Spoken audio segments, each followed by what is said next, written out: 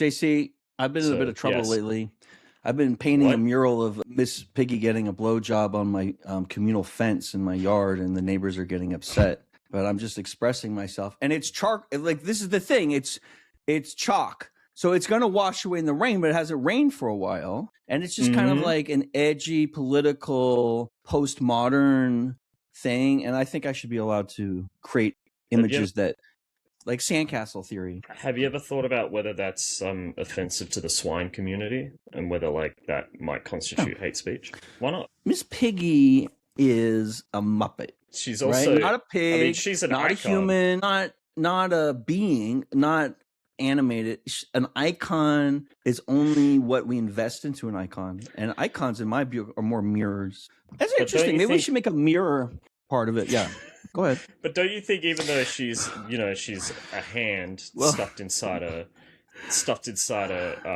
little cloth puppet, like she represents what the swine community is. The swine community? Well, maybe it's because who's giving the blowjob is Kermit the Frog, and like that's a twist, right? Because I don't know if you know how frogs work. Is swine a slur? Swine it's a porcine sentiment. It's referring to a hog or a pig, which Miss Piggy is a Muppet. Not even a pig, which is crazy. You know, it's like a third thing. It's a third thing. They made her look like one. Well, I mean, does it really look like one? Because I've seen, like, there's a beautiful hog in this film, the Milagro Beanfield War. 1988, Oscar winner, right? Robert Redford directed. And let's talk about some of the. Is it an Oscar winner? Okay. Yes, it won for Best Original Score. Once nominated, once winning. It features Daniel Stern, John Hurd, Melanie Griffith, James Gammon, Julie. Oh God, my writing is so bad. Ruben Valdez, Freddie Fender. Like, JC, did you even know about the movie? Sonia Braga, right? Like missing people. I'm not gonna lie, I had never heard of this movie until you brought it up. I was surprised that you picked this, because normally we pick films that like most people have heard of. But no, this movie seemed to have been lost into obscurity. Yes. How did you hear about this movie or know this movie? Why did you pick it? I saw this movie came out. I read this book. No, you don't understand. 1988 was a big year for the Milagro Beanfield War. People knew about this movie. People read the book. 1988, everyone read books. Like, everyone had a book going. Before you went to sleep, you read chapter 2 of your book. That's just the law. That was the law of the country. And like I think it was like my family was reading this book, because it's like one of those really thin, folkloric, just really witty. And like, if you enjoyed this, I don't know, we're going to find out, but like, check out the book, because like, I also want to discuss adaptations a little bit and some of our favorite and how difficult it is to adapt the cinema of the mind into the cinema of the screen. I think this did a pretty decent job. I mean, I haven't read the book, mainly because I hadn't even heard of it. That would be weird, right? If you hadn't heard of it, but you've read the book somehow. Book, yeah. But I do want to know, like, is the book based on like real events? Because you hear about like not real events, but is it inspired by real events? Or because you had these stories of like communities like standing off against police or standing off against the big guy, the big dog, the man, essentially, all through like American history. So I'm wondering if this had any relevance to any like real events or not. This story of the West is the story of irrigation. Who has the water? Who started with the water? Who has the water now? Who is diverting the water? The story of California's water, the story of New Mexico, all these places, Arizona, all of these places is about irrigation. And this battle has been going on in the West for as long as there's been courts to adjudicate a battle. Otherwise, it was just people getting murdered. Like, even if you consider cases like the Anaconda mine system in Montana. And it's always been about resource management and people who get the short stick. And and this is also about community organizing to a certain extent, and what it's like for people who come from the outside to try to fit into a community so that the people in the community will actually listen to them. You can't just show up in Milagro and say, I'm here to like be, no, you have to, like, they're like Daniel Stern's, they're planting beans, the attorney is in the community. He's like, everyone knows who he is when there's no problems. Like, he's there to work when people need help. Right. So, and it's also a funny story too. And I thought it was very charming. And No, I agree. I think it's very interesting that this is directed by Robert Redford, who has been he's been an activist for a long time. At least in terms of no, clearly he's the real this movie deal. came Him and out. Paul Newman are very much the Yeah, real deal. Before they died, I mean, now they're dead, of course. yeah, I mean, this movie came out in the wake of the Reagan administration. You could even in that Mm-hmm. scene that you got behind me, they're talking about Reagan and Reaganomics, and just kind of Absolutely. how the rural got left behind, especially New Mexico, in a lot of areas. The Texas Chainsaw Massacre is all about how the rural communities got left behind, and I think this kind of goes in that direction as well. You know what's great about this rural community, though? This rural community doesn't get left behind. This rural community organizes and resists what has to happen, and what the train track is already moving. It has all the momentum. It's a sluice.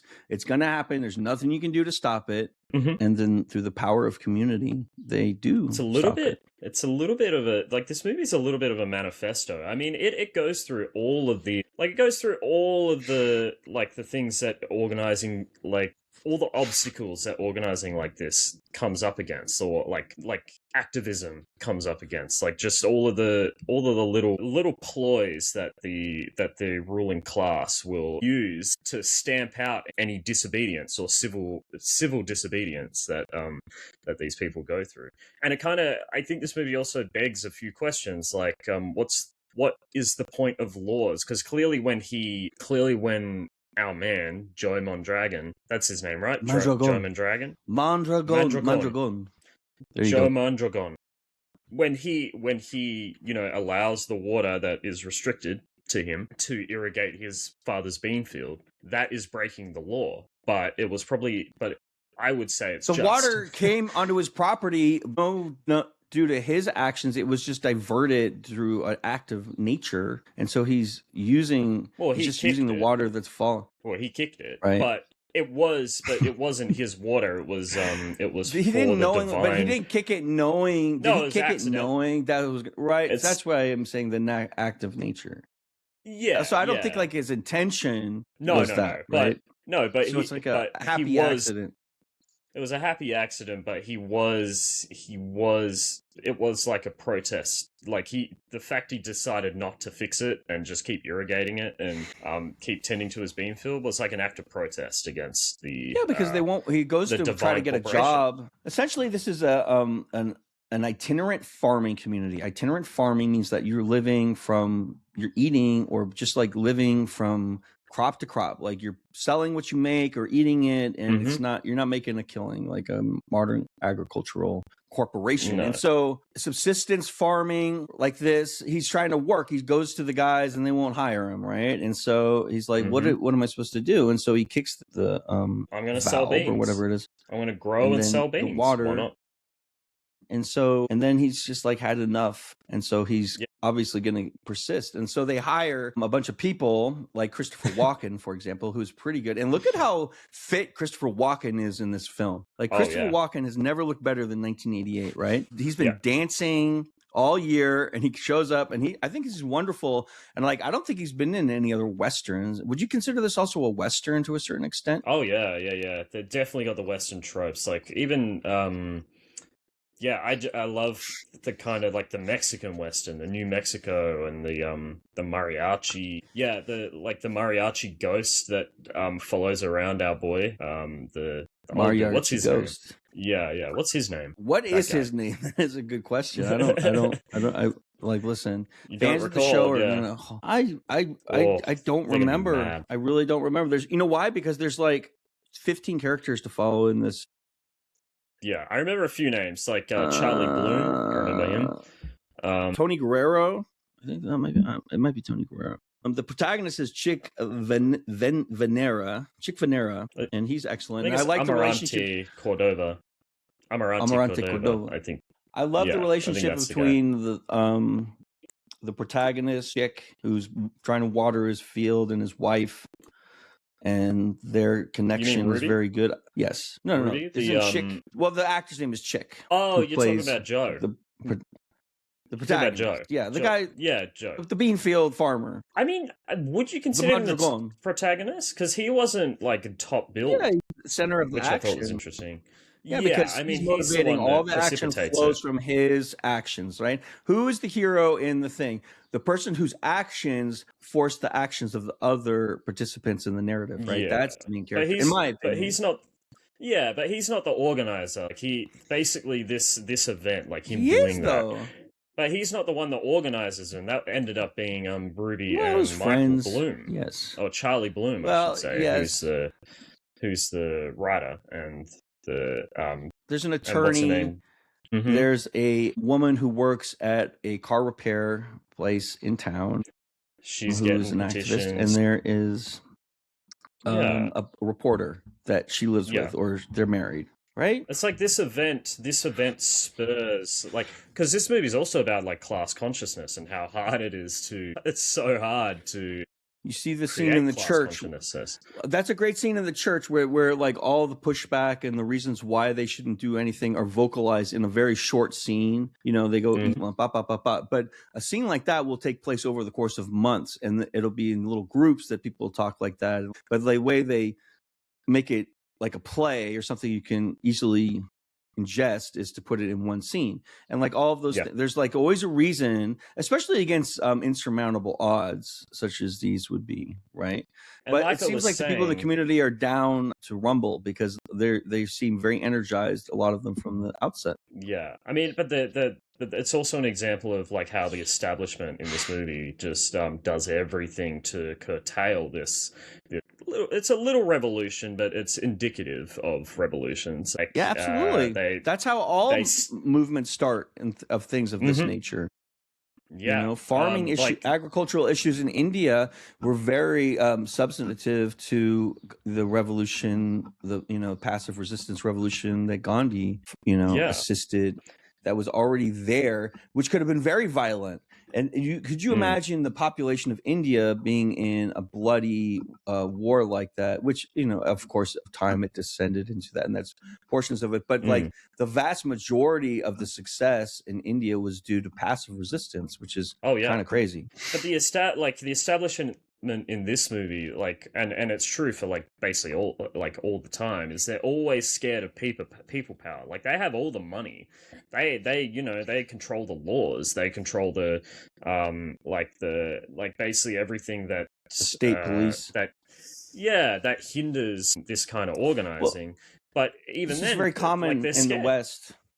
This was very common in the West and the South, that you have these fiefdoms and you have the governor who's elected by the resource corporations in whatever state it is, mineral extraction in some states, oil in some states, whatever the money is. And there's no regulations about finance, especially back in the olden days. But even up until today, and then they buy the office essentially, and then they're running the execution of the law, right? Because that's what a government does. And then they are appointing judges, and they're being blank checked through the legislature, which is also funded by mineral extraction or water or irrigation. In this case, land development, because they do the great thing. They want to build a resort and townhouses, and so like this is something that's been going on for hundreds of years in this country. And yet despite all of that, they're scared of people power, because they could have arrested him straight away for diverting the water to his farm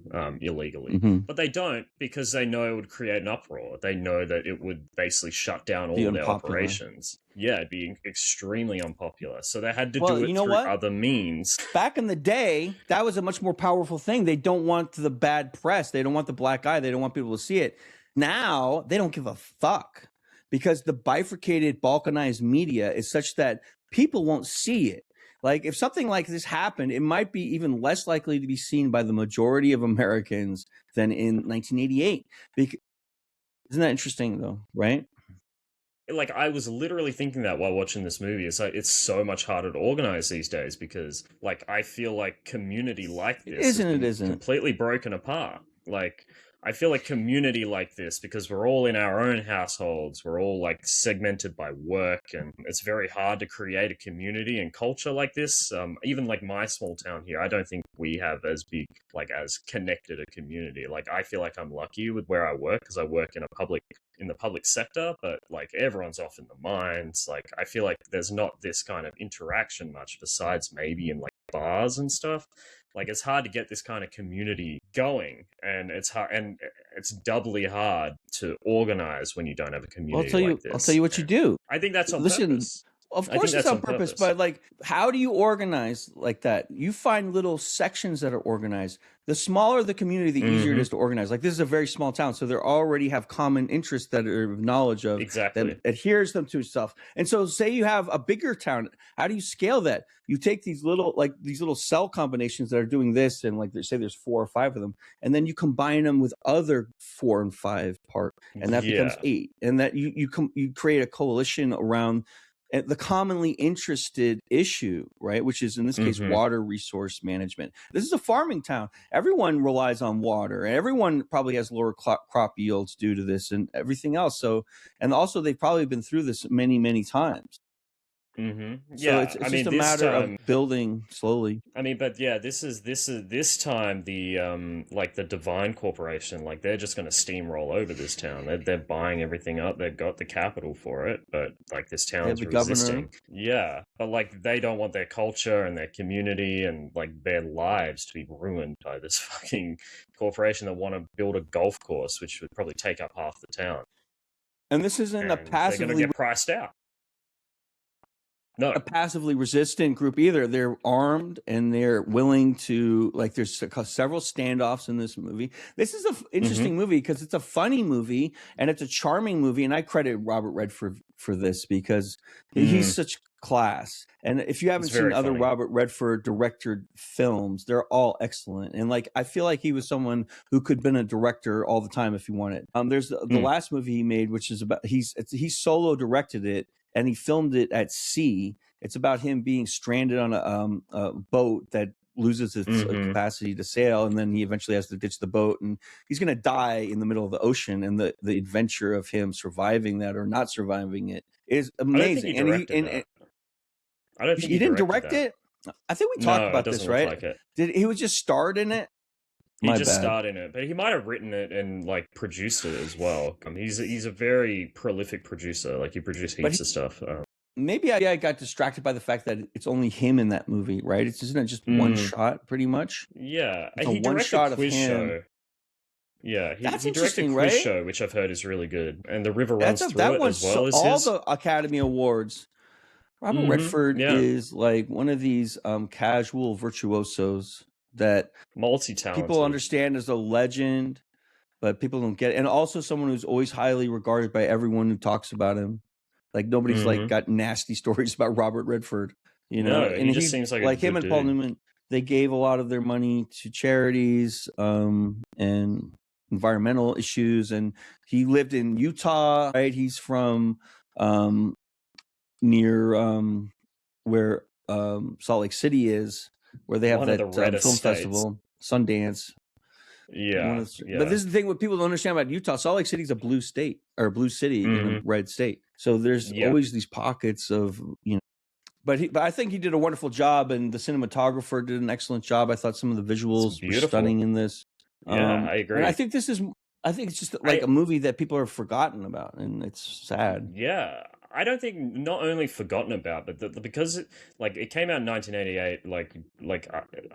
When did the Reagan era end? Is this after the Reagan era or during the Reagan era? Reagan was president from 1980 to 88, and then George Herbert Walker Bush, as vice president, was president for 4 years right after. So you had 12 you had a rough patch. Straight years.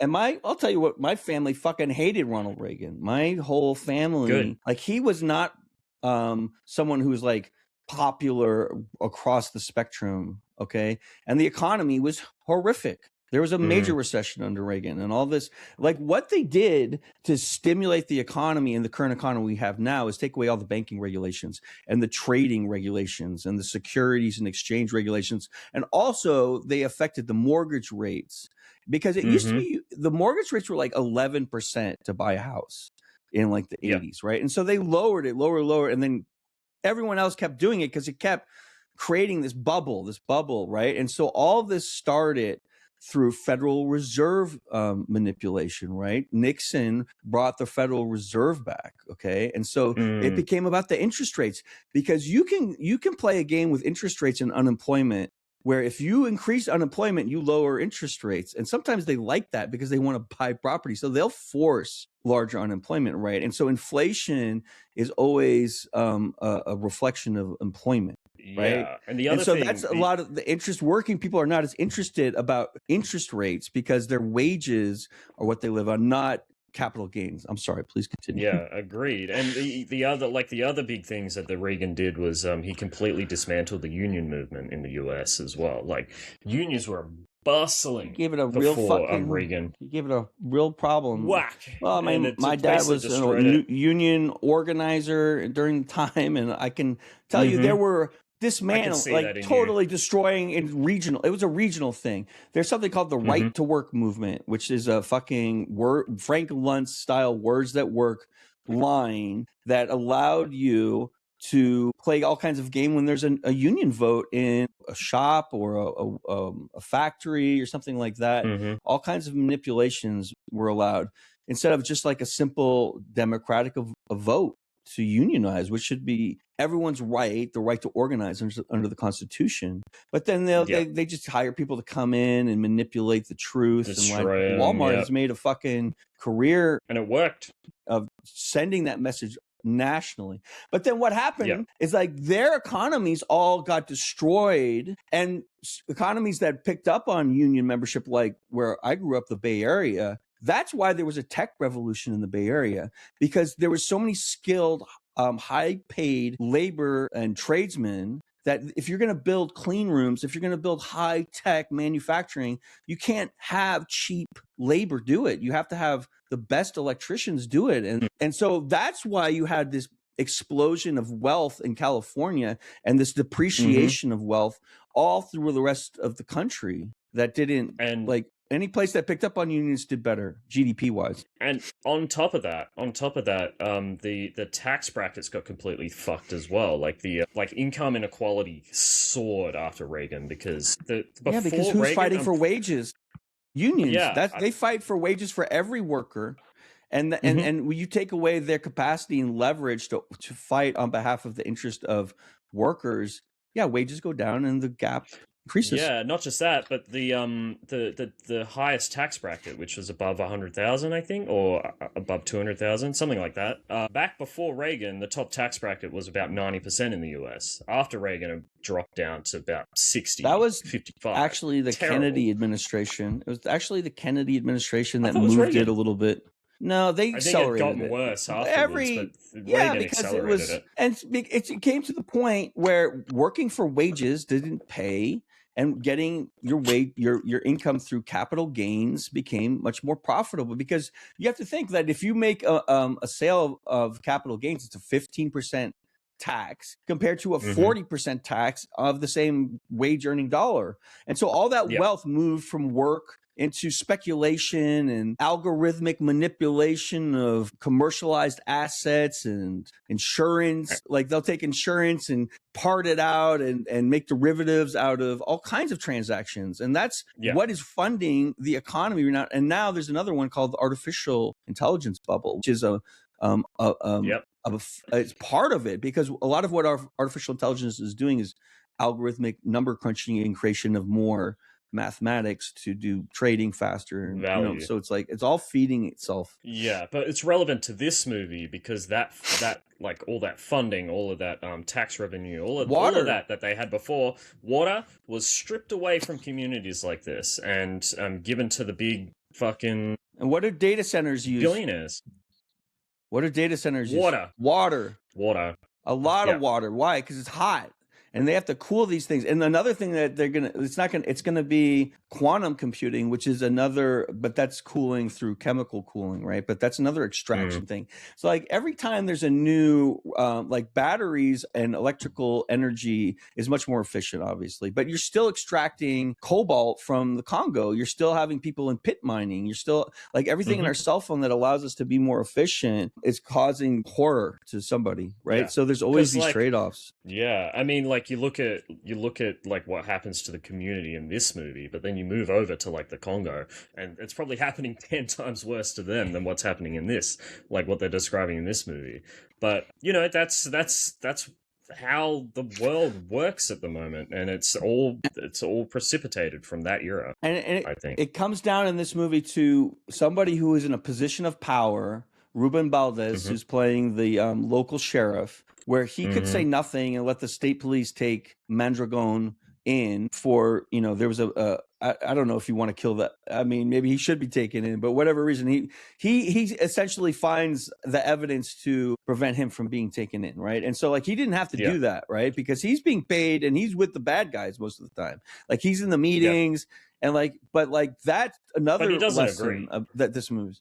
He doesn't agree, and then when the time comes to make a movement action where you do have a power and you do have the capacity to change things for the better, he takes the action, and that's bravery, and that's something that we all need because we all have little points of leverage. Yeah, as compared to his other guy. Yeah, as compared to the other guy who like was basically a bootlicker. Like he was like, I'm going to be, I'm going to be Walken. No, not Christopher Walken. He's like part of his team. Oh, the guy with the mustache McGee with the hat. Yeah, but he lets him go too. Remember, like he catches up to him in the mountains when they're hunting him, and he lets him go. No, that was a different guy. That was a different guy. Oh, which guy are you talking about? Which guy? I'm talking about the guy that is pointing the gun at Joe, and then the three old dudes point the gun back at him, like in the back of the truck. You know who I'm talking about? Like he wants to take him in for taking his cow. Oh, like he's like the forest ranger or some shit. Like he's They say like, I see you getting your fat purple truck every morning or something, right? That guy. Yeah. I love that even a department like the innocuous forest rangers, like they're still portrayed as a tool of the ruling class, and they're used against him. The state, I love it. I think it's incredibly well done. I think it's really well identified and observant. Well, this is what happens. This is what happens when you get islands where rights don't exist. Little islands where they don't have a right to assemble. You don't have the right to a free press because why? It's not executed. The law is not executed. And when the law is executed against individual rights, nobody's there to say you can't do that, right? Because it's rural. It's out in the nowhere. Nobody's watching. Nobody's paying attention if somebody gets beat up in the middle of the night like the sociologist did, right? There's nobody to report to, right? And so like this happens to this day all over the world. And so like your rights are only as good as the enforcement of the rights. And what happens when that happens is that all the local people have to stand up for their natural rights as a group because nobody's coming to save them. And so they have to save themselves, right? Because if they take away Mondragon's natural rights to free expression, then they're taking away my natural rights because they're all connected. It's one super thing. This movie is a little bit of a fantasy. It's like it kind of plays with magical realism because, like, obviously this is not what happens in reality. Like these towns, these communities just get steamrolled in reality. But in this movie, they necessarily needed the magic of like the ghosts, the angels, the mariachi guy.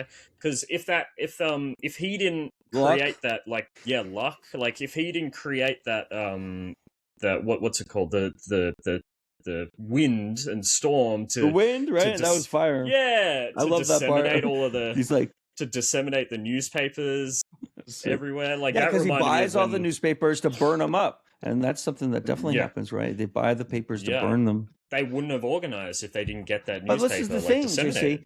You have a 10% chance of success through an organized opposition. You have a 0% chance without it.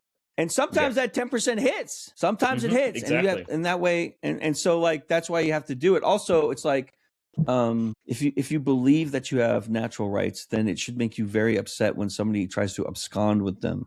Right. Like, do you believe as a viewer at home that you have a right to privacy? Or do you believe that a policeman can just walk into your house right now and just like look through all your shit?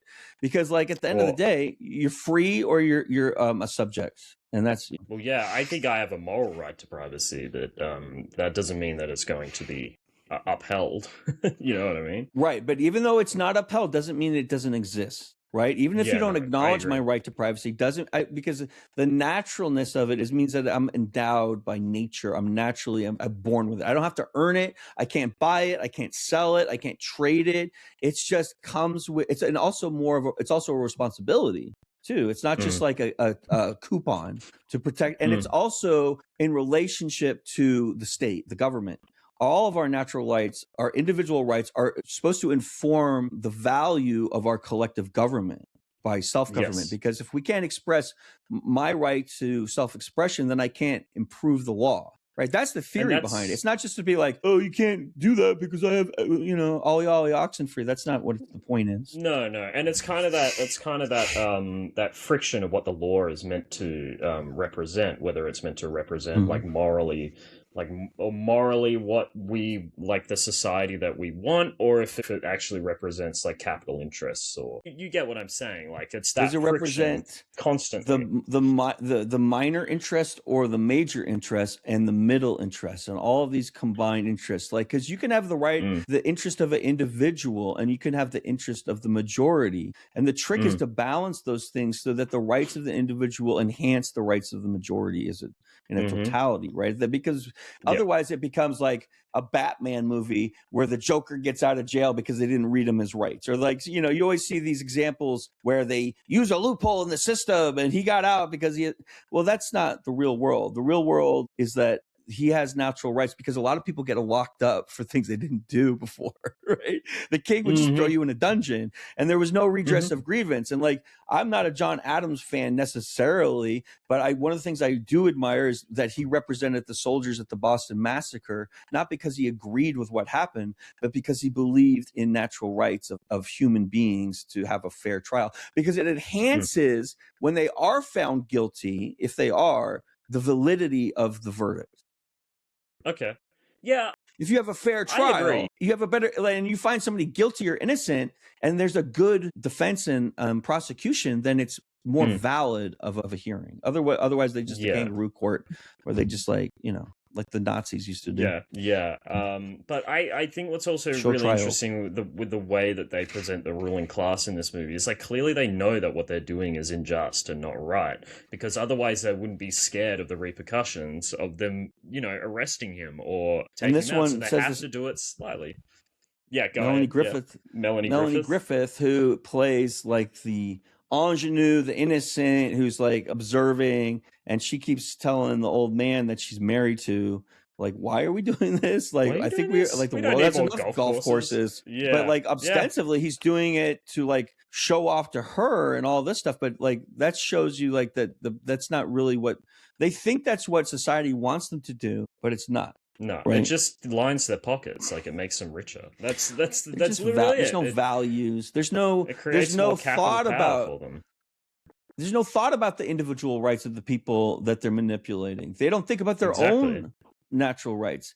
They think like the strong should win, and that's the way it's going to be anyway. And the world is violent, so I might as well be violent because otherwise someone's just going to be violent to me. Instead of appreciating a higher sense of self and a value to yourself other than your corporal body and just like your breath, and you're living for now, you're living for other generations too, and trying to enshrine the values of human rights in futures. Because why are we so successful as a human beings, as Homo sapiens, that we've become a group of primates that can like leave the earth and go to like the moon, for example? It's through organization and compassion, and not through violence. We were as violent as we were in the Bronze Age. We would never develop these systems that have like transcended. Like, it's crazy when you think about how the success of human civilization over 10,000 years. Yeah, and I also think like all of these resources that they're putting into the Divine Project to the bulldoze like all the trees, and like obviously they have all of these plans and they're going to use all of these resources. Like those resources could have been used to uplift this community. Right. That's the interest of a small group of people, and it's not utilitarian, right? Utilitarianism is what's good for the majority of the people, even if the people you can't develop this land. So like, oh, my individual rights are abused because I as an individual can't like take water from another group. No, that's not how Yeah. natural rights work, right? Your rights No, begin where exactly. others end. And so there's like a bubble around us. And so we're Do you mean bouncing off each other. you mean egalitarian, right? Because utilitarian's like just like increasing happiness Utilitarian, across the board. listen, I'll tell Egalitarians, you, yeah. I wrote many papers on Wilsonian utilitarianism, okay, which is Mm, when it became very popular, and I admire, but it is the most good for the most people if you break it down to the yes. very egalitarian meritocracy is the concept of equality of opportunity, and meaning that Mm, you can have a race, but not if everyone is starting at different starting points. Like that means different you have to starting have public points, yeah. education, you have to have clean Yeah. water for everyone. You have to have health and like access to healthcare for everyone, because then you can't compete as a society on a level field, and you're going to have an Agreed. unnatural result. And this is what we have Yeah. in today's modern world, right? Yeah, we do not Imagine have how much more egalitarian even successful it would close. be if we did. Imagine how Yeah. successful we would be if we didn't waste children's lives that could have gone on to be someone who cured cancer, for So many example, in wasted all of the opportunities. wars. Yeah. How many Yeah. genius people in sub-Saharan Africa, Latin America, Asia just died immediately due to fucking curable They could diseases? have been incredible actors, they could have been incredible directors, all The of it. Yeah. greatest of us, the most brilliant people in the world, we've We've been wasted. lost. We've just wasted. Yeah. That's a total. The Like most valuable human resource is the most valuable resource on the planet, and we always are like choosing, cell phones. we've missed like 50 like Shakespeare's because of this, you know what I mean? Like there's so Maybe much that we've thousands. lost. It's unknowable. Yeah, thousands. It's unknowable. Yeah. If you even say it's if 1/100th of 1% of the population is a genius, just think about like anytime you see somebody where a bombing killed 30,000 people or whatever.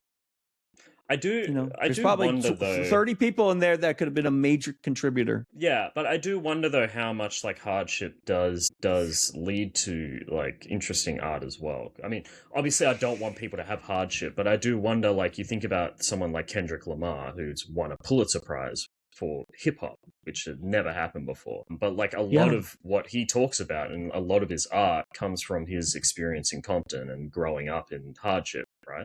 So I do wonder, like, if he was given the opportunity, like someone like Kendrick Lamar was given the opportunity from the get-go, like, would he have created as interesting art or not? Like, because I think that would it have been even better or something else? Yeah. I think talent is an expression of capacity, right? Like it's a cistern. Like talent is a cistern. I have like some people have a smaller cup for some things and some people have a big bowl for some things, but you have to do the work to fill it with something. That just means I have a lot of capacity. Like I feel like when someone like some people have a siphon to, like Kendrick Lamar has this big bowl and he also has a siphon. So if he was born wealthy, if he was born even poor, he's going to be genius no matter what. You reckon? I think there's people in prisons that are amazing artists. There's super wealthy, fine artists throughout history, right? Composers and people who've never had one fucking bad day, right? They just, there's certain people, their brains and it's a wiring. Tom Ford, he's things. a pretty good director, like film director. He's one of the richest dudes on the planet. It's he's a pretty secret good film sauce, director. man. Yeah. But I'm not going to be somebody to be a proponent. Like we have a very talented child. Let's make sure we put them through more grueling hardship to try to like. That's what they do. I don't know if you understand how marijuana is cultivated, but they damage the female plant. They cut it with razors to make it think that it's under. Right, to create the amount of better bud. I get what you're saying. It's a tragedy across the board. Like that tragedy is a byproduct of the inhumanity, because the actual humanity is just treating everyone egalitarian, or having an egalitarian society because it's just, because like it helps the most. I think when people hear egalitarian utilitarianism, it's not like you get, it means like you have more responsibility too. If you had a truly egalitarian utilitarian society, that means that people would be serving other people's, like as far as leadership and people, like an egalitarian society would be much more to like how Athens was, and like groups of people living like small villages, like more tightly. Like we're so into being individuals now because we have all the luxury of technology. It's a very artificial experience, but everyone's addicted to like, I could just like go away for 2 weeks and just like chill, right? Like nobody in the past, nobody could do that. Like you were together, you were in this town specifically. families.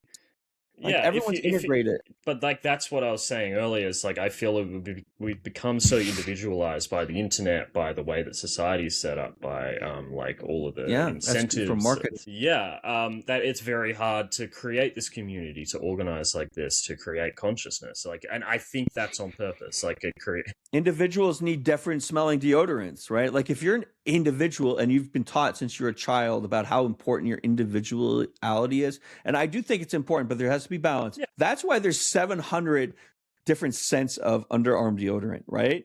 Because it's you want to have some special, and that's a good thing too. So the question is always like, how do you retain the individual integrity of the vegetable, but maintain the ensemble? Some people say a soup, but that boils everything down, and a salad retains the integrity of each individual ingredient. So I prefer like a salad where the tomato and the lettuce and the cucumber are getting along, but it's not just boiled down into a mush. Yeah, right. It's like everything, like we need a, not we, but like the idea is to enhance, the idea is to enhance everything, like lift up each other. We lift up each culture. We lift up each, like, what am I trying to say? Well, I mean, divide and conquer. So undivided, unconquered, right? Like what happens when you have collaboration? You enhance your own individual capacity and power, right? If like I don't have the leverage as an individual to stand up to a local elite organelle like a corporation,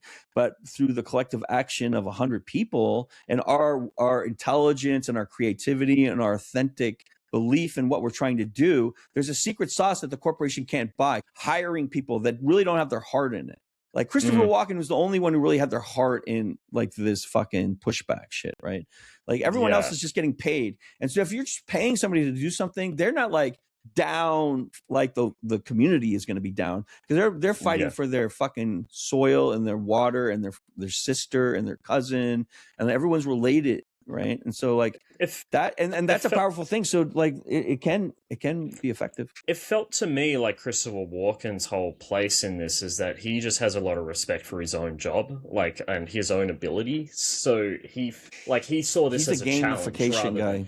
Yeah. He felt like he's like, I want to get the high score. Yeah, he doesn't care about highly like, this talented. Divine, yeah, like he doesn't have like a moral. I've known people like this. These are people who have grown up very, like, maybe have a genius IQ, but also didn't have any political guidance or ideological direction growing up, never was brought up at home, never was an issue, but like then is thrust into this world through a circumstance. Maybe he's ex-military or whatever, and he has these skills, but he's never thought about the individual rights of Joe Mandragon and what it means to his individual rights. And so he's playing a game where he wants to win. And he's like, oh, that's it. So how do I get to him without killing him or doing it? And so he's always all of these people. There's a scene where he goes, now what happens if a cow wanders onto federal land, right? He knows what happens, but he's not saying go push the cow into federal land. He asks the question and then he looks around, right? That's how power wields itself. Yeah, I didn't hear this. He just suggests that's how the mafia and other power elites operate. They don't say, go do the thing. They just say, oh, I wonder what would happen if, this, you know what I'm saying? It's an inference. And sometimes, mostly they don't even have to say it. And did you notice that after he's given the command from the governor to say, stop, is it the governor? Like he's on the phone with someone at the, in his police car after he's arrested Joe. And governor finally says he's getting too much PR flack. It's getting too crazy. And he pulls back on it. Yeah. And he's just like, okay. That's all right. And then he smiles at everyone because it was just a game to him. Like it wasn't like no, he's pissed too, though. You could tell he's butthurt for sure. He's like, I might be back. But like again, but he kind of respects him though, for sure. At the same time, but he kind of respects him at the same time. He's like, yeah, you won this. Like you won this fair and square, sort of thing. Like he's pissed, but he can't. Like that smile, kind of at the end, it kind of says to me, like, I respect you guys. Like I respect that you guys won. You beat me, sort of thing. Like none of the other stuff mattered to him. It was just that, like, he wanted to win. He wanted to get the guy that they wanted him to get. He didn't believe in like private corporations or individuals, so they should have the right to irrigate this. Like he didn't have an ideology. There's a lot of people who work in policy and civics or politics who don't have any ideological direction or consciousness, and so that when you get these people are frustrating because then they're just like operating like a chess game where you're supposed to make this move at this place, right? Like you know how a chess computer works, like it's calculating the moves, right? But there's no like there's tactics but no strategy towards a direction, right? It's just tactics. But even though he doesn't have like an ideological alignment or anything, he still ends up being a tool of the. He ends up being a tool of the state anyway. But he's effective too, though. And he's effective. Yeah, because he has no compunctions about anything, so he's unchained. And like they go out to look for him with the group of the other guys as a posse, and the posse's just like fucking off because they don't want to find him because they have no morale. And so he's like, and so he like goes on his own, right? And so like his lack of ideology allows him to be free and almost act like a force of nature, like a wind or something. Like it's almost like a Cormac McCarthy character. And I don't want to bring back Cormac after the horrible movie I picked last time. But this is a good movie of the West, though, right? Oh, yeah. This is another one of the West. No, this is great. I really like this movie. And I kind of have a theory about like this, because this movie came out, it made less than its budget. Its budget was like 25 million. It made 13 million at the box office. It came out on... It was too sweet. Like 3 cinema... Like, not just sweet, but I also think it actually like said something about the status quo of the current administration of the current times, and so it was rejected. It was buried. It was buried by it was buried by Hollywood. It was buried. Like it did win best score, but like nothing else. Like scores kind of like best scores kind of like a, you know, like a little bone that it threw at it. But like I feel like this, and it's faded into obscurity. Like I didn't even hear about this movie. I didn't even know it existed. And I think that was on purpose. I think that was genuinely like I think this movie. There's a lot of cute movies like this. There's a lot of cute little movies like this that have a message that are not like there's no real. I mean, and like there is action in this movie. I thought the scene when the bulldozer went off the fucking side of the mountain or the cliff was amazing. Awesome. I forgot all about that, but that was very cool. And like there's some pretty cool. Like I thought the whole tracking scene when he's going up the ravine and through the fucking canyon was fire. Like I had forgotten about how quality this, and like this is a movie that should, like, it doesn't have to be remade, but it could be remade and it would be excellent. Like if you had better, like the only thing I didn't see a 4K version, but I would have loved to see this, you know, made again. I'd love to see a TV series. I would love to see a TV series that would make sense too. It's very like the narrative. It's like a folkloric story. It's like a story of it's like a ballad of a hero that it's like a very classic setup in Latino folklore to have a person of the people rise up and through extraneous odds fight to organize people and then succeed at the end through magic, and the wind blew the right way because God wants you to win, right? That's when the wind, like, and you have the magical realism. It's great. And like, because people who do organizing, it's especially for left-wing things. It's very difficult. It's very difficult, and the odds are very low that you succeed. And so you need to be inspired by these stories of success. And there's plenty of other real stories of success too, besides this movie. Which made me ask if this was a real story, because there are. I think it's a homogenization of so many. This is like a story of organizing. Yeah, it's a mythological arena, mythologizing this kind of. I'll tell you, Robert Redford organized with the United Farm Workers, and so he had a lot of experience organizing in small towns like this, right? And so this is like, obviously when this book came out, it was such a good story and so well constructed. I feel like No Country for Old Men owes a lot to this story as well. But that's a more grander I need to watch that movie again. Version of it, right? Yeah, man, it's a banger, and it's a positive movie, but it's also exciting. Like you don't know what's like. I feel like this movie would be popular with people who saw it, right? I don't feel like it did not age. I feel like it aged great. The performances are wonderful. Yeah, I think it's fantastic. Like I'm gonna keep singing the praises of it. I'm glad you picked it. I'm glad you shined a light on it for me, because it reinforced a lot of ideas that I already hold about the world, like when I feel seen. It's a hopeful, Because there's not a lot of media that does movie. that. Yeah, because it has And everything. but to do Like, it in a that's the thing. hopeful way. In a hopeful Like you way have as to do it well. in a, Yeah, I think because that's right. fantastic. Because I feel like a lot of movies, they have bits and pieces of like my worldview. You know, like they explore one theme of my worldview. I feel like this movie covers so many. Like, I think it's great. It does so much heavy lifting, and it does it in such a Fight casual, back. funny way. That's the message. Yeah, Fight back. fight back. It's fantastic. Yeah, I'll go first. I was surprised Okay. by this movie. I think it's very funny. I really like all of the actors. I think everyone does a fantastic job. I love Christopher Walken in this role. I love how kind of like it's hopeful, but it also seems very angry as well. It reminded me a lot actually of Rango, the anime. I've mentioned Rango before, but the animated you know, who controls the water controls the land, who controls the water controls the people. Like, that's, I think, a direct quote from Rango. But no, I think this movie is really good. I was shockingly surprised by it, and I think, yeah, it needs to be seen by more people. And I'm saddened that it didn't get the critical reception or the like the praise that it got when it came out. So I hope it lives on, and I hope more people see it. I'm going to give it 85 out of 100. I think it's really good. Nice. Yeah, it's just like you try to think like, why do some movies that are definitely high quality and could very well transcend time if it had a wider audience or knowledge base, why they just get slipped through the cracks? And but it's also fun to find these movies, right? Because like if everyone knew about this movie, it would be less interesting. And this is like I was watching the movie and I'm waiting for something to make my nose wrinkle or something I didn't like, or like, but all I keep saying to myself is like, why don't more people know about this movie? It's very cozy. It's just an interesting movie because it has action and comedy and physicality, but it's very cozy.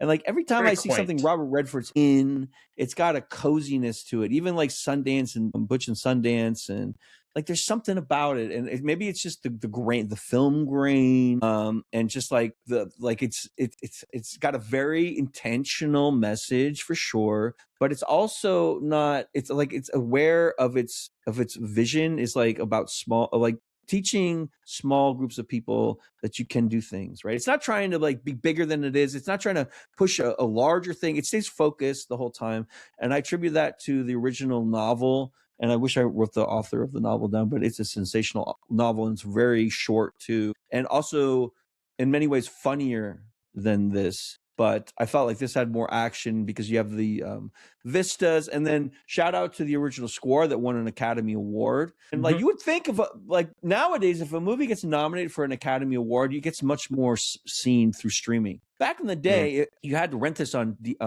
you had to go to Blockbuster and you had to pay $8 probably to rent it, right? Like there was no like all you can eat movie type shit. So people were making like, so I say why didn't it get a bigger viewing on video releases? Because it was expensive to rent videos back in the day. But now there's a lot of late century movies like this from like 1985 to 2000 that need to be seen. And like the cast is amazing, like Christopher Walken, and like I think it's great. I give it a 88, and Nice.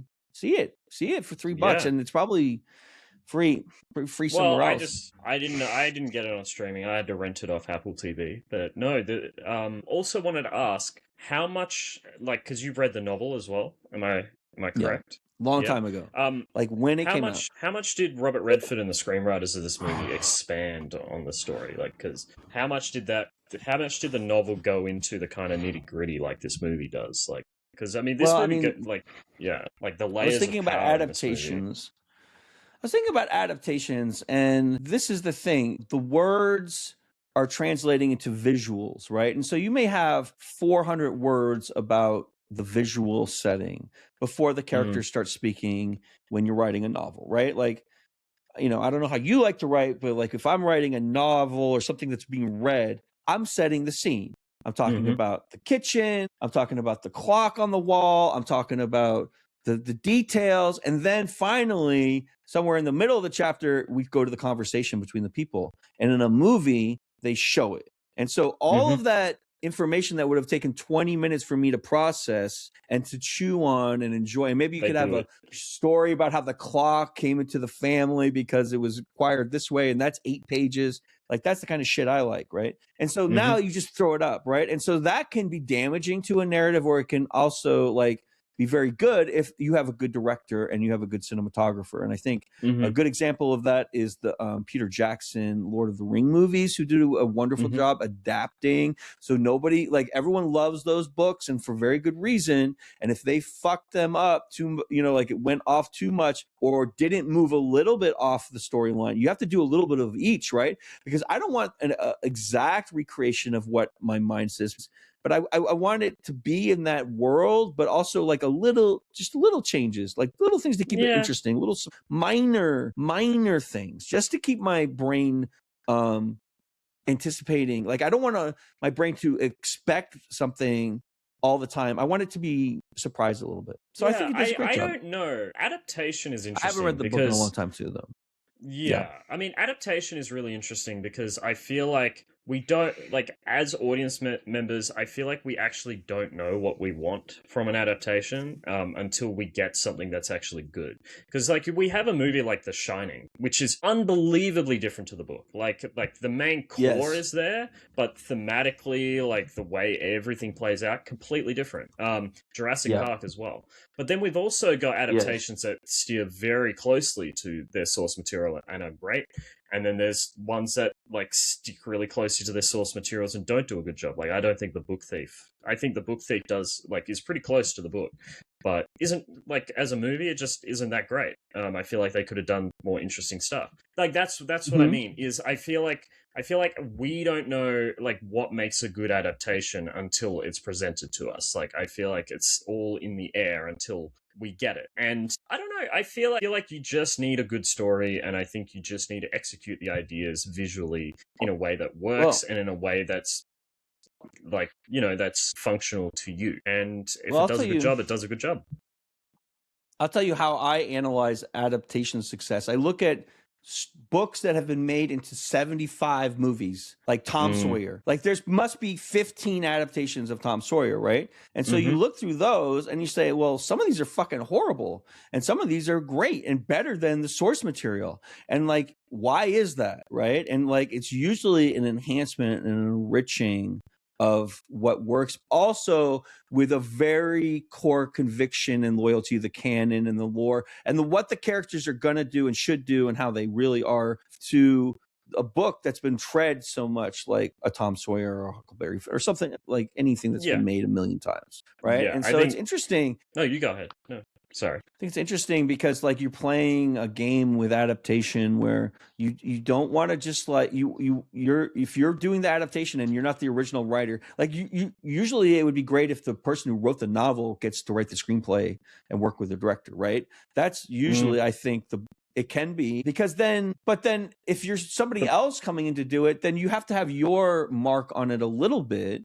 Otherwise, you're just trying to channel someone. I don't think that's nice, or a lot, but I think you can do it both ways. I think you can have something very regimented to the storyline, and you can have something that's a little less. And I think it depends on your skill, how good you are. But also, novelists are often not great screenwriters. Like, some of them are very good, but some of them are not. I think writing a novel and writing a screenplay is a very different art form. So, like, adaptation is like, I feel like adaptation is just telling your story, or telling a story that you want to tell that is inspired by the original source material. I was reading, like, as I've been saying very recently, like, I've been reading the Odyssey, and this translation by Emily Wilson, like, in her foreword at the start, she talks about how every single translation of the Odyssey is an adaptation. It's not a direct one-to-one with Homer, right?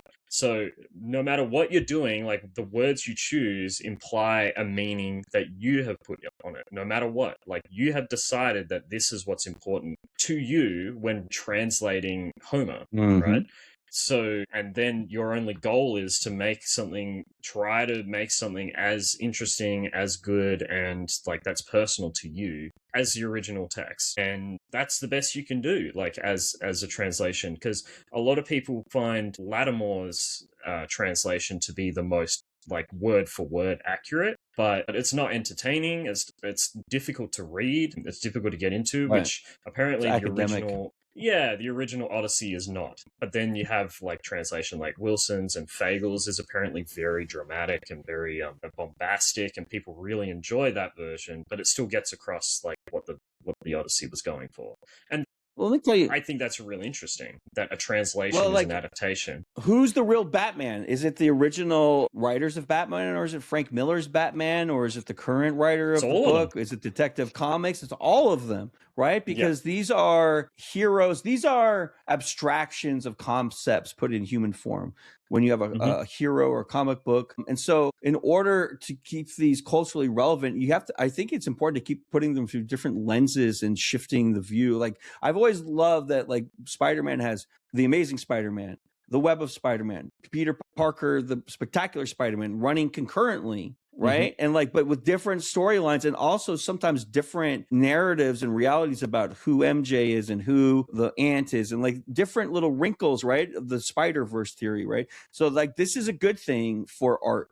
When somebody, like, if I create a character and somebody who's a really good writer that I respect wants to use that character to tell a story, I'm honored to do that, even though it's not my story. You know, I think that's a good thing. Yeah, and like it's kind of why I get frustrated with people's like antagonism towards the new Resident Evil that's coming out. We talked about this last week, but the new Resident Evil is clearly not doing anything that the games do, but it's telling its own story. And I think we can't really get mad at it until we see the movie and know that it's not good. And then the thing we get mad at is the fact that it's not good, not the fact it's not a direct translation of Resident Evil, right? But Zach Kreger, Batman comic books where it goes back to Excalibur, right? Like, that's not they're canon. probably not good. And they're probably not good, or maybe they are. I don't know. Them are good. You have to approach that stuff without the baggage. Like, I'm looking forward to the Resident Evil review, like another perspective. Yeah. And I'm going to go into it not with baggage. I'm just going to go in there with open mind and just like, if it's entertaining, it'll be undubitable. It'll be undoubtable. It's undeniable. And entertainment is the key. And I think I think it's okay to bring baggage into it, but bring the right baggage. The baggage that I have is that Zach Kreger is a great director and has made 2 movies that I find fantastic. And he's writing this one, and directing this one. So if he lets me down, it'll be because of that, not because of Resident Evil or my connection to Resident Evil. It'll be because Zach Kreger has let me down as a director and a writer. Lance from Saint said the other day about, well, there's no zombies. Or he said something like, oh, there's only like one scene with zombies. And I'm like, my guy, have you played Resident Evil 8? There's no zombies. It takes place with werewolves, right? That. And like, we should have said it. And it was his birthday and I didn't say it. But like, you know, people are like always talking about, oh, I'm Capcom till I die. I'm a Capcom head. And they don't know what Resident Evil really is, because there's plenty of characters that are like zombies. There's not zombies in every fucking Resident Evil game. Yeah, right. I just think it's and they're not zombies. They're infected too. That's another fucking thing. But like, stop mixing all the viruses together. The T virus is not the same as the other viruses. I see stuff like the big fat dude in the sewer, and I'm like, I could see that happening in a Resident Evil 10 and being excited by it. Like how is this not? Yeah, exactly. Right. So. Yeah.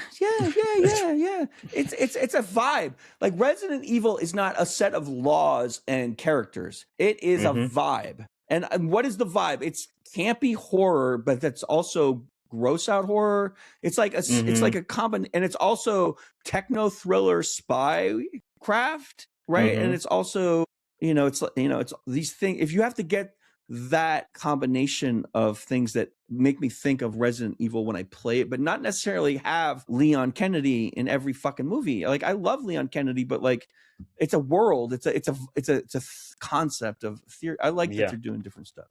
And I love their animated movies too. If you've ever seen their CGI movies, that's my favorite way to enjoy. There's like a bunch on Netflix. Don't watch the live action shit. It's not necessarily as good, but the CGI stuff, a lot of fun. They do a good job. Really cool, kinda beautiful, like made by Capcom, made in house. Fantasy, right? And if you want more canon and lore, Yeah, Final Fantasy movie was great too. No, I was talking about the animated Final Fantasy movies. Yes. Advent Children. Is that what you're Advent going for? Children. Advent Children. Yes. Yeah. Yes. It's the movie's called Final Fantasy VII: The Advent Children, though, isn't it not? Yes. But it has nothing to do with Final Fantasy VII, and I love that. But it does have Cloud in it. See, that's doesn't it? I thought I had yeah, Cloud but like in it. the style is much different. Like, you should see it. Have you seen it? It's beautiful. No, I haven't, but I've seen like Kingsglaive, the Final Fantasy 15 movie, and I've seen like they've got a lot of animated stuff. I really like people who claim to be Resident Evil heads and haven't seen the animated CGI movies. You're missing out because like it has everything we love. It has the camp. It has the characters we love, and it's just all cutscene. It's just, but like beautifully made. So it's just like straight cutscene for 90 minutes, and like they go to different locations and different It's really good. I fuck with it all. Yeah.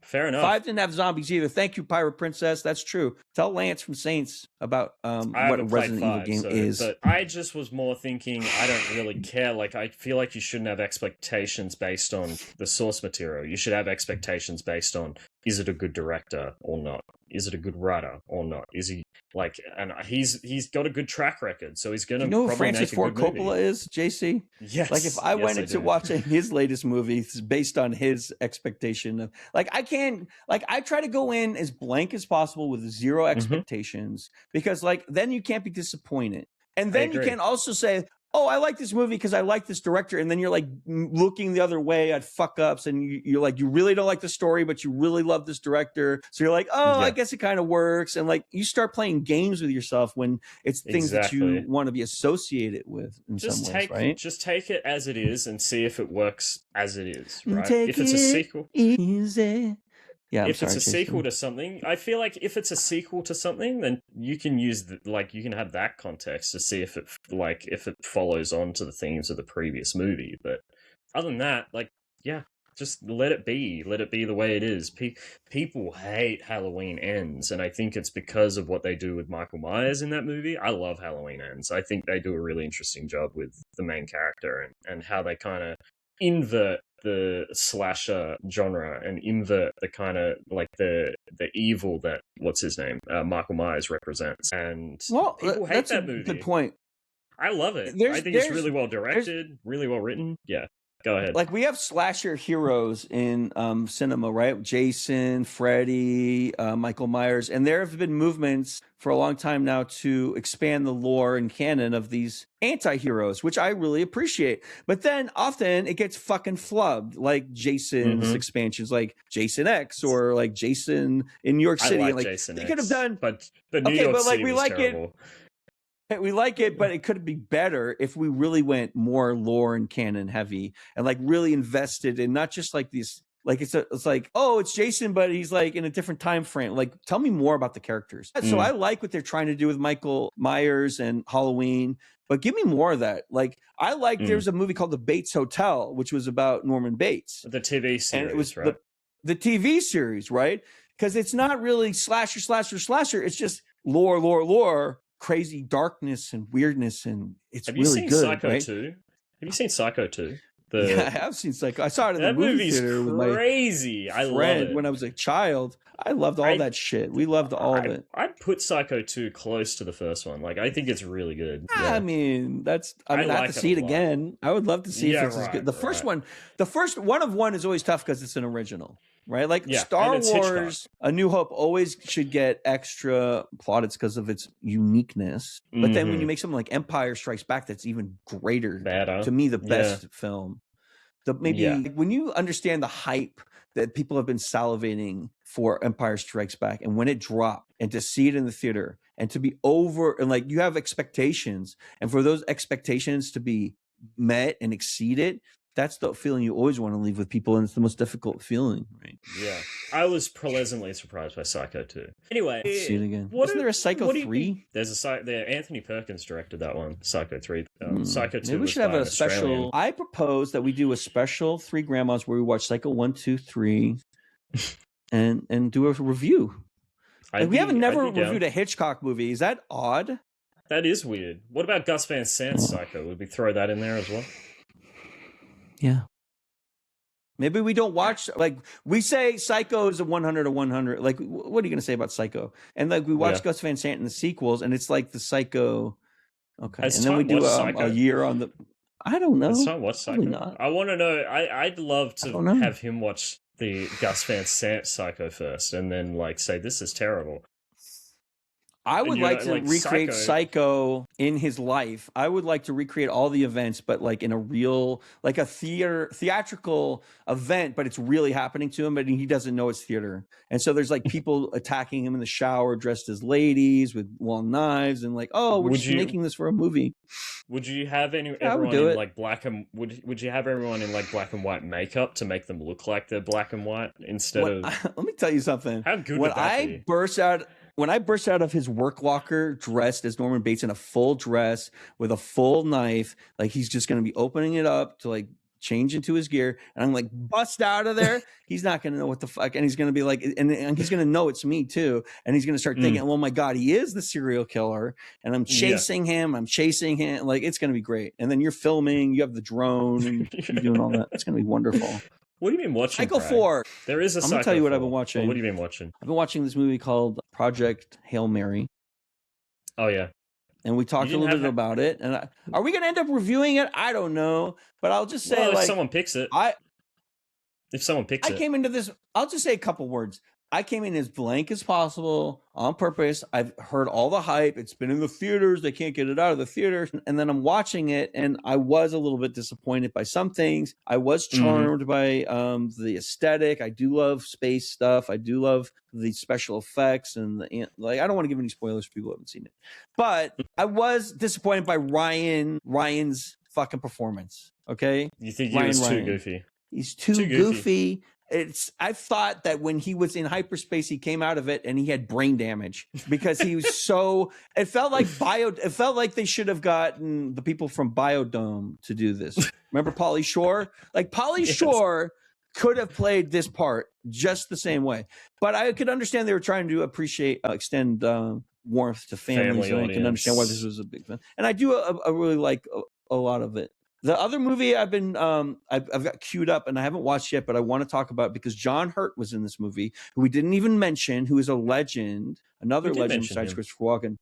Did we? I didn't mention him. John Hurt or John Hurt?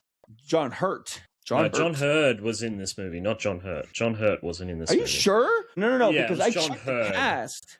Yeah, it's John Wait a Hurt. minute. So the fucking computer told me the wrong name? Hold on. John Hurt Are you sure about that? Yeah, John Hurt plays Charlie Bloom, who's the lawyer. It's not John Hurt. I said I always get a cast list, right? So I can say, oh, who's that? And it probably fucked up and gave the T. Okay, so this movie called Cat People. There was a 50s movie called Cat People. It's about people who turn into cats. And there's a wonderful movie. It's a beautiful David Bowie soundtrack called Cat People. Okay, it's free on YouTube. I put it in the Three Grandmas media section. You can watch it tonight for free. It's a free YouTube movie. It's a banger. And it's about people who are not werewolves. They turn into sexy cat people and they kiss a lot. Is it animated or live action? It's live action. They have people transforming into cats. It doesn't look great all the time. It's a little janky. David Bowie's there. He's crooning. Are they wearing cat like makeup and stuff? Or is it like they film cats? Okay. You're going to have to see. Okay. Go on over to the YouTube channel, Cat People. All right, I'll check it out. What have you been watching? Well, I finished The Odyssey. I think I said that last time, but I had another episode for the ABC. I don't know if you saw I posted the link to that. I saw that and I did share it. And I'm gonna react to it live. What I want to do is get a bunch of your stuff together and react to it live. Should I spoil what I talked about then? Go ahead. Yeah. Please. Okay. Please. Yeah, you can preview it. So I was trying to pick a movie to talk about that week. I basically had 3 options that were out in cinema this week. There was The Devil Wears Prada 2, there was Mortal Kombat 2, and a movie called The Sheep Detectives. Now, I didn't care to watch Devil Wears Prada 2. Like, I liked the first one, but I felt like it didn't need a sequel. I hadn't seen the first Mortal Kombat, so like, what was the point in that? But the Sheep Detectives, like, I think my mum sent me a trailer for it, and I had like zero interest. But then I got like a short on my YouTube feed from the Pop Culture Detective, whose opinions I really appreciate. Like, I think he does really good analysis of cinema. And he had a short talking about the Sheep Detectives and like a certain theme that the movie goes into about memory and trauma, and how memory and trauma feeds into like how it's important to like striving for justice. Like, if you can't remember something, traumatic, you can't get justice for it, right? And this movie kind of goes into that idea, because the sheep they have this thing that they can do where they can they block out memories, essentially. Like, they close their eyes, and for three they count to three, and then they can't remember the thing that that's that marijuana, traumatized JC. them. I already know about Yes. that. Right. But no, but this movie, it's a murder mystery. That's fire. It's a murder mystery, but it's the sheep that do the detective work of their farmer's murder. Is it animated? No, it's live action, but the sheep are like, they're CGI sheep, but they look really good. Do they walk? Do they just walk and talk? They look like normal sheep. They don't like get on their hind legs sheep? and like no, they walk like normal sheep. They're normal spy sheep. glasses. They're like, okay. And the people don't know that they can talk and can like understand what they're saying. How do they speak? Do they have like sheep accents? Or like, they just speak normal. They do stuff for no, they just talk like normal people. But no, the movie was really good. It was a good mystery. It had some really dark themes. There's a scene that's almost like a zombie film, like that's shot with like mist over the field, and like these other sheep come through, and they look it's really good. I was shocked at how funny it was and how like dark it gets for a kids movie. It was really good. I recommend seeing it, and I spoke about it on the ABC as well. I recommended it, and I also spoke about Hoodwinked, which is an old animated film from 2005. I like that movie too. But is there any way to know about your viewership on the ABC? Is there no any way to idea. know how many people you've touched, how many wonderful family evenings you've created by telling people to watch this or not miss that? I think it's a great thing. I'll never know unless I get feedback. I'll never know. Like, I've asked Ivo if he hears any feedback about it to tell me, but I'll never know. Yeah. I just know that he reckons he gets about 7,000 listeners. Wow. Every morning. So that's nobody's complaining. That's good, right? Yeah. Nobody's like yelling at like selling letters like, get that guy off here. I think you do a great job. But I kind of not feel bad for myself, but I'm disappointed in myself because I mentioned Rashomon, the old Akira Kurosawa movie, because Hoodwinked is basically like, it's like an animated children's version of Rashomon. And I said that the movie came out in 1930 when it came out in 1950. Couldn't believe I got that wrong. I got the date wrong, and I can't go back and fix it. I'll mention on the next one. Apologies, I got the date wrong. There you go. Make your correction. And like, that's a real stand-up guy, because most people wouldn't even miss that. The fact that you're correcting it means that you are committed to integrity, and that's powerful. And I just wanted to mention that this is the most based, woke movie review podcast when it's just you and I, right? I feel like we really are pushing the movement forward when we can just like vibe out on these progressive films. Yeah, like, we're gonna do only progressive films with hopeful messages of community development from here on out. Yeah. And I also watched Friday the 13th Part 2. I'm going on a slasher bend. I'm trying to get the creative juices flowing, because that's what I want to make. I want to make a slasher. You know what is another type of community development film is a slasher film. Why? Because the group of people either connects and organizes to deal with the overwhelming natural force that is compelling them to have bad time, or they separate and they get picked off. Yeah. But yeah, good. I like that. But the thing that was interesting to me is that you need to put a political message in your slasher film. You know that, right? You need to incorporate this some way, but in some way. But what interested me about the two that I've watched so far, watched Friday the 13th and Part 2. What's interesting to me is how natural all the actors seem. Like, they seem like real people. I find like they feel like real teenagers, like messing around, and like they got a lot of hope for their lives and everything. Like I feel like they have a lot of interiority that we don't see, and then they spunk. instantly. Yeah, but then they instantly get killed without any mourning period, any sympathy, nothing. They just die like that. That's the 80s. I know. Like the slasher movies are a product of Reaganomics as well, and Thatcherism as well, right? Because you have a post-industrial society that becomes very throwaway, and it becomes more about self-preservation. And when other people die, it's not a big deal because you're still alive. But then again, you're failing.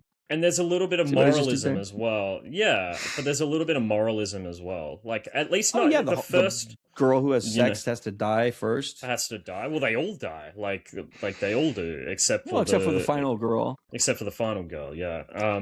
But the virgin... Like, usually the final girl isn't the one who had sex, right? Isn't that always a trope or some... Or less... Friday the 13th Part 2, there's a lot of sexuality with the main actress, between her and the main camp counselor. Which I find really interesting because it's like the final girl thing. I don't actually know where the virginal final girl thing comes from because it's definitely not Friday the 13th. They're all kind of sexually active, but it's definitely a moralizing tale of killing people for having sex. That in the first Friday the 13th, they treat what's her name, the main villain, Pamela Voorhees. Spoilers, it's not Jason, it's Pamela Voorhees. Right. They treat her as crazy. They treat her as insane. It's framed as not...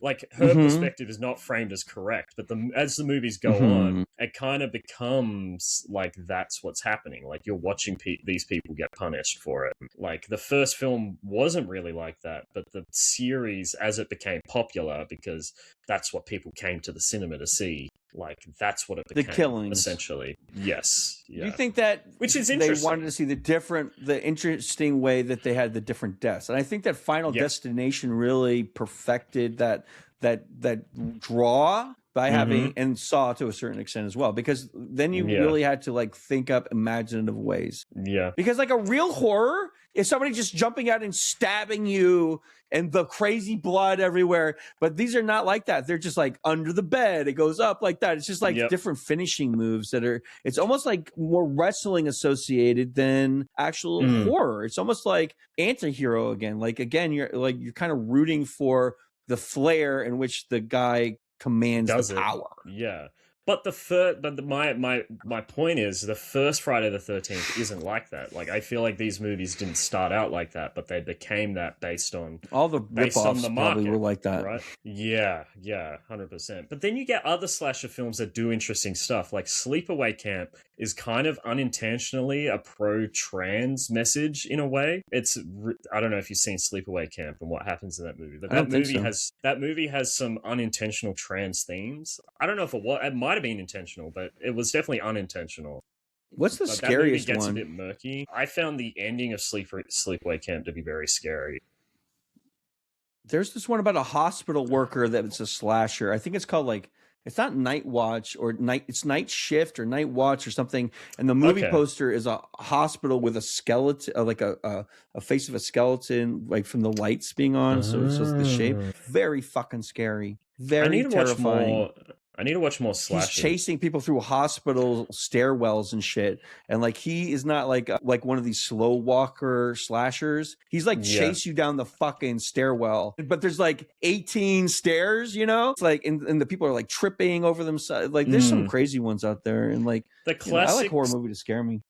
Like Texas Chainsaw Massacre is obviously the classic. Like that's the one that started it all. That's the one. Psycho, and Psycho obviously is the one that started it all. Like, Psycho's fucked up. I still think Psycho's scary. I like the overhead shot of when she walks down the stairs and kills the guy. Yes, like, that freaks me out. Like the way she the quickly creepiness walks around and the geometry of space as well. Like the way it plays with geometry and the. I'll tell you what, like having a protagonist, a villain who is obtuse to a certain, like I'm thinking of like someone like Pyramid Head in Silent Hill game. When you're expecting something, you know eventually there's going to be a horror thing pop out. But you don't expect fucking Pyramid Head, right? No. Because it's like just strange image. And I think that's a key to horror is like if you're going to show the bad thing. It's got to be something they hadn't seen before, and because Obscurity. That's strangeness is what fucks people up too. Like when you go to the bathroom in the middle of the night and there's this fucking crazy spider right in your eye line or something. It's the horror is from the strangeness of the threat, the way right? they walk, the fact they have 8 legs. Yeah, exactly. I agree. They have to be moving, and I think Japanese horror does a great having them move akimbo or in different ways. And that the one that we watched, Pulse, the way that ghost moved in the shadows, like right. Do you know what I'm talking about? That's exactly what I'm talking about. Yes. Yeah. Freaky. Because like it's the strangeness that initiates the horror reaction at a baseline where you're not even aware of your reaction. And I think that Ari Aster movies do that well. And I know you're not a hereditary head as I am. Well, I think but the strangeness in that movie works. Yeah. Okay, but like how strange the little girl is, I think is a real because like I know you don't like the scene when the witch is on the fucking ceiling behind the guy. Yeah. I love it because it's so fucking weird. I don't think it's creepy. Weird. It just creeps me out. I mean, everyone hates people differently, and just hit me, and it may not hit you, but that's just the way it is. The reason why I don't think it's weird is because it feels like I felt like it had been done 100 times before. The Exorcist had the girl walking down the stairs. Now that's creepy, but like Hereditary is now in this like landscape where we've seen all of this. The creepiness is because he can't see her. No, the creepiness is he's looking around because he knows there's somebody around. But they're like on the fucking ceiling like a spider, and like that to me, I don't know. The Exorcist 3 did that. Like the Exorcist 3 already did that, and I'm it was an Ari Aster head. Hereditary. JC, I'm an Ari Aster head, and like, I'll give you this. I love Midsommar. I think it's one of my favorite horror movies. I think Midsommar, and that's a good one, but that's not my favorite Aster. I like Beau is Afraid even better than that. That's another creepy fucking movie. I need to watch. Have you seen more. it? I watched half of Beau is Afraid, but something came up. The first beginning of it when he's in the apartment, like that whole vibe where he's like terrified to go out of his apartment, and like there's that one scene when he's like he leaves the key in his door because he has to run back in to grab his suitcase. He's gone for 3 seconds, and then he comes back, and of course the key is gone. He's gone. That to me, it's hilarious. It's hilarious and it's terrifying. Right, it's and then he has to run into his apartment. The crazy people are chasing him, and it's fucking great. It's like it plays on anxiety. Like I think it's so accurate on how anxiety works. Yeah, it's really good. Yes, it does. Yeah, he's a master of anxiety horror, in my opinion. Yeah. All right, my guy. What's the next film that we are? Yeah, I haven't checked the schedule. Next week we're doing for Brave the Cinema. This was my choice. We're doing 2025's War of the Worlds, directed by. I'm so excited to hear that. Starring Ice Cube. I'm so excited. You have no idea. But also we've got the new Yapping About Movies that's coming next week from Time Goes to Waste. Have you read what he has chosen, or is this going to be a reveal for you? No, let's pretend I haven't read it, so we don't. Just send it. Love and support of my beautiful wife, Flame Princess, I began my march into the dark and unknown, and in preparation of the impending release of the Evil Dead franchise, we will be watching Evil Dead 2013, directed by Fede Alvarez. I'm excited for this. Is this the remake? Yes, this is the remake with Jane Levy, and I'm excited to talk about this movie.